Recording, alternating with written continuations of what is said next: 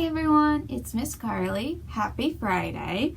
I'm here with another First Chapter Friday, and I got a special one today because it is Friday the 13th. And not just any Friday the 13th, a Friday the 13th in October. So this might be the spookiest day of the year. So I bought a spooky book. So this is part of a new series called Los Monstruos. And it is by Diana Lopez. The first book in this series is called Felice and the Wailing Woman. So this is about a 12-year-old girl named Felice, and she is the daughter of La Llorona. So La Llorona is a very popular Mexican myth about a woman who drowned her children and it now haunts the waters, crying and mourning the loss of her children.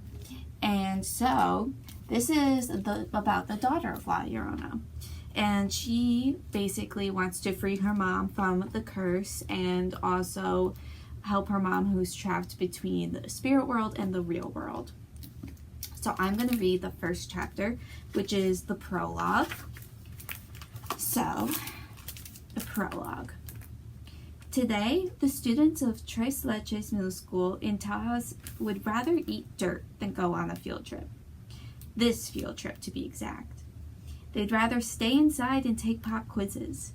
They'd rather eat raw broccoli for lunch and do 1,153 jumping jacks for PE.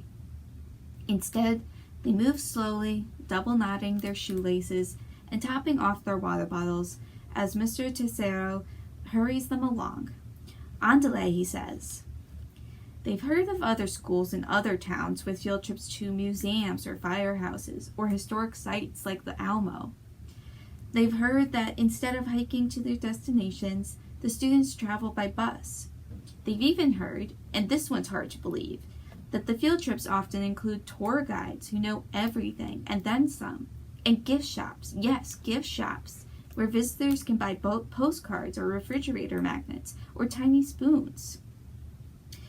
But the pobrecitos of Tres Leches, there were no buses, tour guides, or gift shops.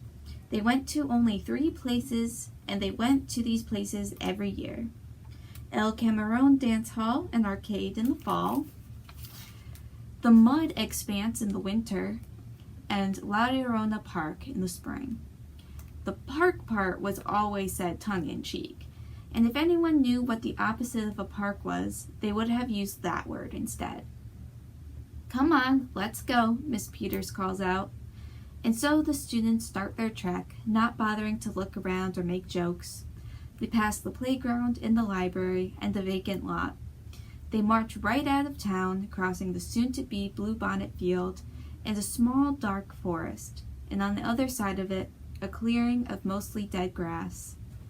They gulp warm water from their bottles and swat at mosquitoes, the humid air thick around them, until finally arriving at a wooden marker, like a tombstone, nearly hidden by webs and vines.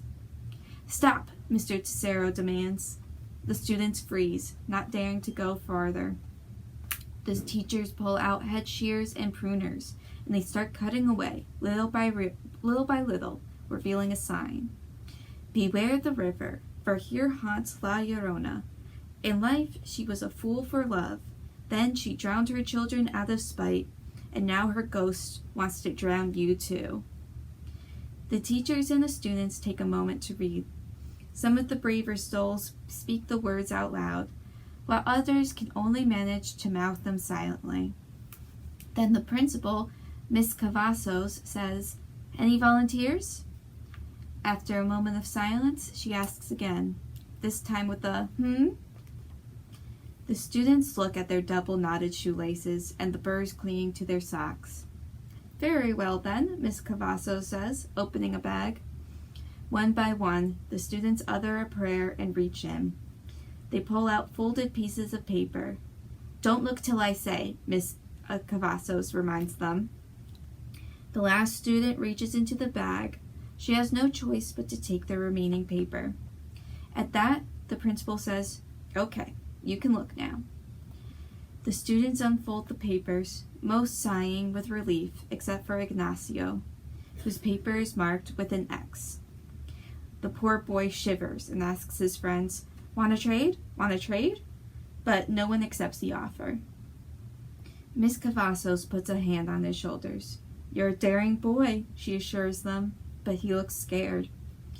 Then Coach steps forward with a rope.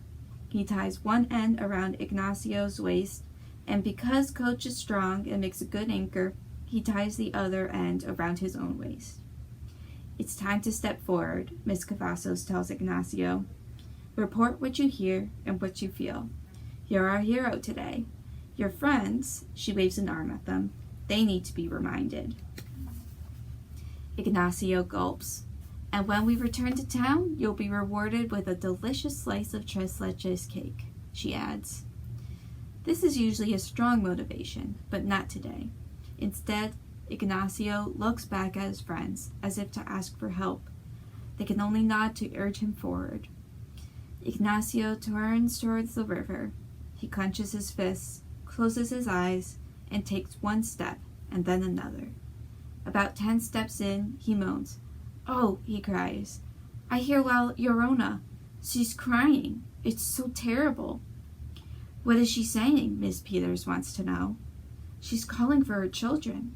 She wants her children," Ignacio answers. "She's calling for me. I'm her child. I need to go to her." "Cover your ears," his friends tell him. "Turn back." "But she needs me," Ignacio says with urgency. He runs forward, and suddenly the rope goes taut.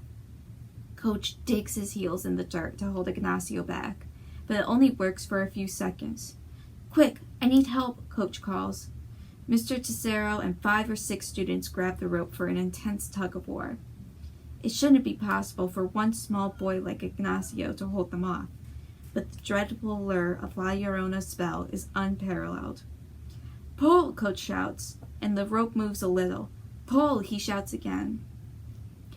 Coach, Mr. Tesoro, and the students pull, using the full force of their muscles and will. Their hands get sweaty and their arms and legs start to shake, but inch by inch they manage to reel Ignacio in. When he's on the safe side of the sign, everyone drops to the ground exhausted.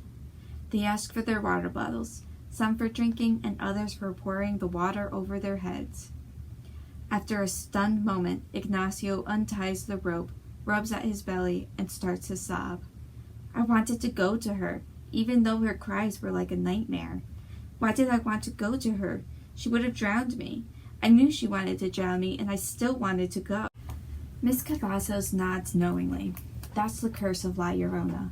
She tricks you into thinking you're her child, and when she sees that you're not, well, let's just say her rage takes over."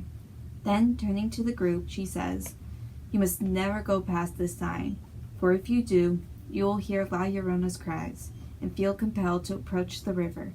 Well, she'll grab you and—" She stops mid-sentence. The students nod, because they all know what will happen next. They've been coming to La Llorona Park every year since kindergarten, and they'll keep coming till they graduate from high school, because you can never hear it enough. Beware the river. Beware the river. Beware. Okay, so that was the prologue. If you want to know what happens next, then you can come to the library and get this book. It's in our news section, or you could call us and we could set it aside for you. Alright, so I hope you guys have a great spooky Friday the 13th. Thank you for joining me.